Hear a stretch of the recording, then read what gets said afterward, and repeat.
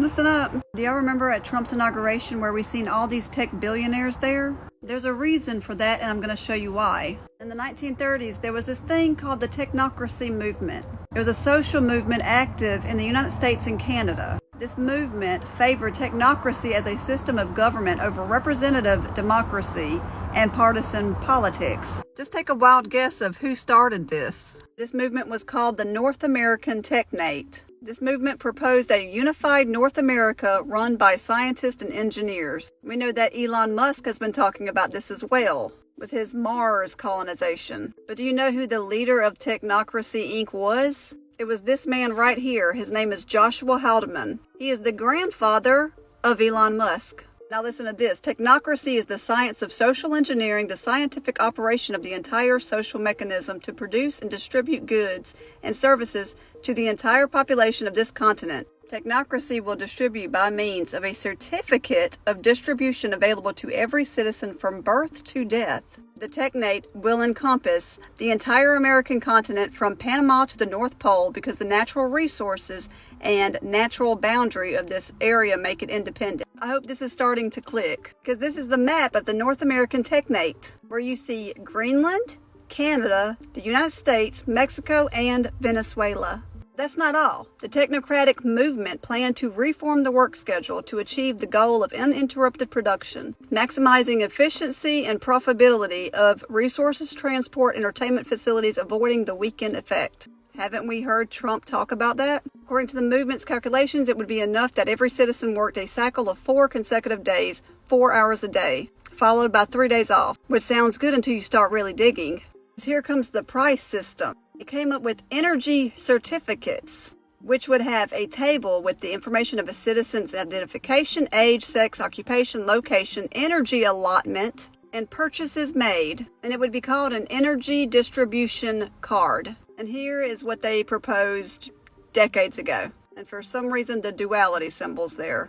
But you also see the chip. The Universal Identity Card. Now they have rules with these cards. There would be equal allotments of energy. Citizens cannot trade or give away certificates. They can only spend energy at verified vendors. Once a purchase is made at the vendor, the energy used is made void. And the certificates have an expiration date. Once again, no citizen can hoard energy. And certificates are directly tied to an individual's ID. Therefore, it cannot be stolen or used by someone else. From the outside, that would sound really good. Now, back then, the computer wasn't used much, but they wanted to use an energy certificate in Dewey Decimal System so that they could track computation. And IBM computers were exactly the kind of devices a CAS would want to deploy. Well, wouldn't you know, they have that now.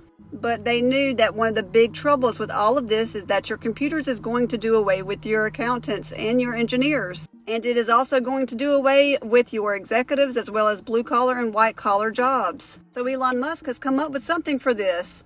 He predicts AI will create universal high income. It probably won't be income.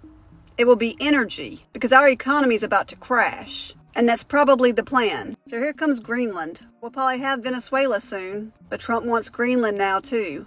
Billionaires dream of building utopian techno city in Greenland, the Freedom City, because it will have minimal corporate regulation. They want to be able to do whatever they want to. They can focus on accelerating emerging technologies like AI and mini nuclear reactors. And the frigid climate could naturally cool the massive energy extensive AI data centers. Plus, large deposits of critical and rare earth materials buried beneath the island's ice sheets could also potentially be used to manufacture consumer electronics. America is destroying itself because of politics, and everybody is just letting this happen. We are literally watching them do this plan. Y'all remember when Trump said you don't have to vote anymore after this time? Well, if this plan works, there won't be politicians. Tech billionaires will own and run different parts of America. But you have to get out and vote. And again, Christians, get out and vote. Just this time. You won't have to do it anymore. 4 more years, you know what? It'll be fixed. It'll be fine. You won't have to vote anymore, my beautiful Christian. Do you see the plan?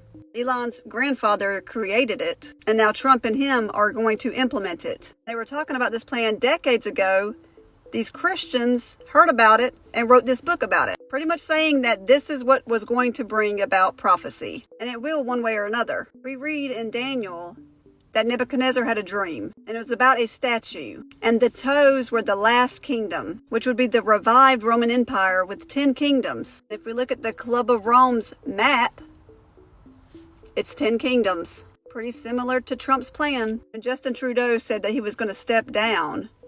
The next day, Trump calls saying that they should be the 51st state. Do you see it? This whole country is so divided, y'all can't even wake up to see what is actually happening. And when you do hear this kind of stuff, you just turn your head because you just don't want to believe it. You don't want to believe that every politician is the same. But the truth is, they all are working for one goal. If you are a Christian, you already know what is going to happen. There is not going to be a golden age. Take a look around. America looks like it's about to fall. And it's all by design to bring in this system. Put your hope and trust in Jesus Christ, not a man.